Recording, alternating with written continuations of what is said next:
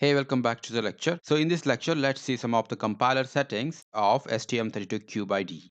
So now let's go to the IDE, and if you want to modify or if you want to check the compiler settings, so then you can do that. For that, you have to select the project and then right click and go to properties. So after that, just expand the C and C++ build option and here go to settings. So here you will find various tabs. First one is toolchain version and it is actually set to default. So you can keep the same, need not to change anything here. So here you can see that it is using the cross compiler and the version is this one.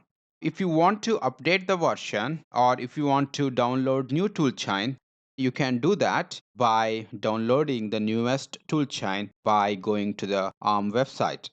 So here in this website, the toolchain can be found in developer.arm.com.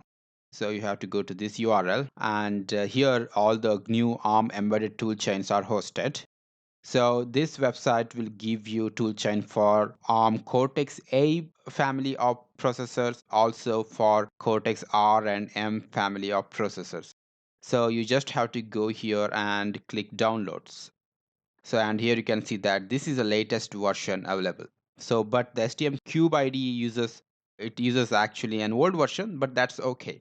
Now after that, go to tool settings and here you will see the microcontroller settings like the board you selected, the microcontroller you are using and various other options.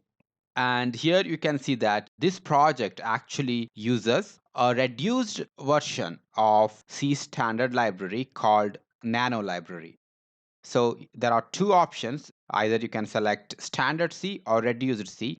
So this IDE by default uses reduced C standard library whose memory footprint is very much small compared to the standard C. And after that, you can go and explore MCU post build outputs. So for any reason, if you want to generate binary file or hex file or any other extension, then you can do so by selecting these options. So by default, this project build is not generating any binary or hex file. It is generating only ELF file. So if you want binary, then you can check this. And after that, if you go to the MCU GCC compiler tab here, so here it actually lots of default compiler flags. So you cannot edit that, but you can add extra flag by using these options. So if you go to the general tab here, so in general, you can able to change the C standard which is used for your project build. So by default, you can see that it is set to GNU 11. So GNU 11 is actually, it is an extension to the ISO C11 standard. So what GNU does is it actually takes ISO standard and then adds a GNU related extension to that standard and they call it as GNU 11. So if you want to change that and if you want to use pure ISO standard, then you can do that by selecting the appropriate standard you want.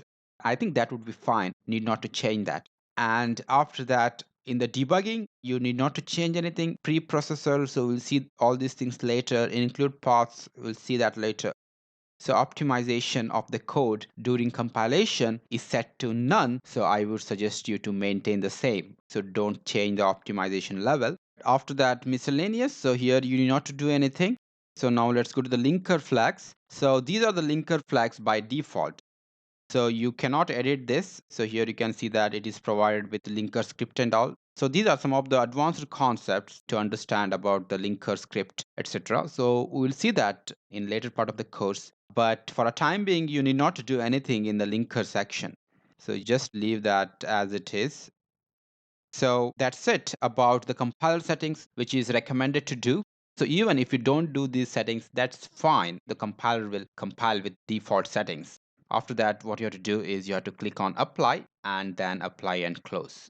So with that note, I would like to end this lecture and I will see you in the next lecture. So in the next lecture, let's learn about the compilation process. I will see you in the next lecture.